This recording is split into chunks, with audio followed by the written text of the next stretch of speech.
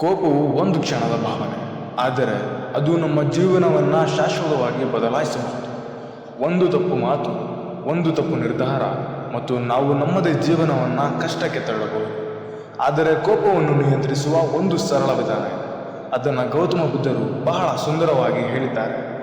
ಮಾಹಿತಿದಾರನ ಮತ್ತೊಂದು ವಿಡಿಯೋಗೆ ತಮ್ಮೆಲ್ಲರಿಗೂ ಸ್ವಾಗತ. ಇಂದಿನ ವಿಡಿಯೋದಲ್ಲಿ ನಾವು ಕೋಪದ ನಿಯಂತ್ರಣದ ಮಹತ್ವ ಬಗ್ಗೆ ತಿಳಿದುಕೊಳ್ಳೋಣ. ಒಂದು ಚಿಕ್ಕ ಕತೆ, ಆದರೆ ನಿಮ್ಮ ಜೀವನವನ್ನು ಬದಲಾಯಿಸುವ ಶಕ್ತಿ ಹೊಂದಿದೆ. ಕೊನೆವರೆಗೂ ನೋಡಿ, ಯಾಕಂದ್ರೆ ಈ ಕಥೆಯ ಪಾಠ ನಿಮ್ಮ ಯೋಚನೆಗಳನ್ನು ಸಂಪೂರ್ಣವಾಗಿ ಒಂದು ದಿನ ಒಬ್ಬ ವ್ಯಕ್ತಿ ತುಂಬಾ ಕೋಪದಿಂದ ಗೌತಮ ಬುದ್ಧನ ಬಳಿಗೆ ಬರ್ತಾನೆ. ಅವನ ಮನಸ್ಸು ಕೋಪದಿಂದ ತುಂಬಿರುತ್ತೆ. ಅವನು ಬುದ್ಧನನ್ನು ನೋಡಿದ ತಕ್ಷಣವೇ ಅಪಮಾನ ಮಾಡುತ್ತಾ ಕೆಟ್ಟ ಕೆಟ್ಟ ಪದಗಳನ್ನು ಬಳಸುತ್ತಾ ಮಾತನಾಡಲಿಕ್ಕೆ ಶುರು ಮಾಡ್ತಾನೆ. ಅವನು ಹೇಳಿದ ಮಾತುಗಳು ತುಂಬಾ ಕಠಿಣವಾಗಿರ್ತವೆ, ಕಠೋರವಾಗಿರ್ತವೆ. ಯಾರಿಗೇ ಆದರೂ ಇಂಥ ಮಾತು ಕೇಳಿದ್ರೆ ತಕ್ಷಣ ಕೋಪ ಬರ್ತಿತ್ತು.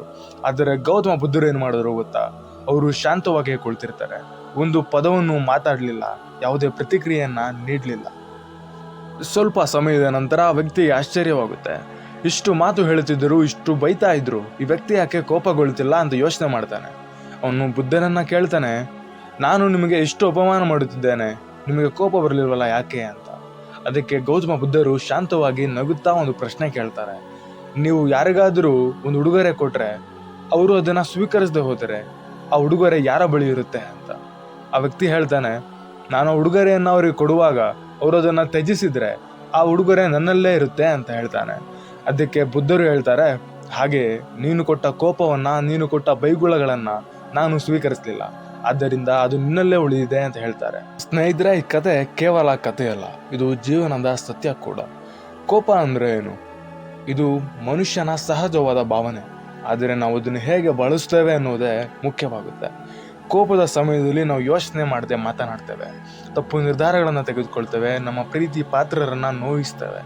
ಅತ್ಯಂತ ಅಪಾಯಕರ ವಿಷಯ ಏನಪ್ಪಾ ಅಂದ್ರೆ, ಕೋಪ ಬಂದಾಗ ನಾವು ಏನು ಮಾಡ್ತಿದ್ದೇವೋ ಅದೇ ಸರಿ ಎಂಬ ಭಾವನೆಗೆ ಒಳಗಾಗ್ತೇವೆ. ಆದರೆ ನಿಜವಾಗಿ ನೋಡಿದ್ರೆ ಕೋಪ ನಮ್ಮ ಶಾಂತಿಯನ್ನ ಕಸಿದುಕೊಳ್ಳುತ್ತೆ, ನಮ್ಮ ಸಂಬಂಧಗಳನ್ನ ಮುರಿಯುತ್ತೆ. ಹಾಗಾದರೆ ಕೋಪವನ್ನ ಹೇಗೆ ನಿಯಂತ್ರಿಸಬಹುದು? ನಾನು ಈಗ ಹೇಳುವ ಕೆಲವು ಅಂಶಗಳು ನಿಮಗೆ ಸಾಧಾರಣವಾಗಿ ಕಂಡ್ರು, ನಿಮಗೆ ಕೋಪ ಬಂದಾಗ ಅವುಗಳನ್ನು ಒಮ್ಮೆ ಪ್ರಯತ್ನ ಮಾಡಿ ನೋಡಿ. ಕೋಪ ಬಂದಾಗ ತಕ್ಷಣ ಪ್ರತಿಕ್ರಿಯಿಸಬೇಡಿ.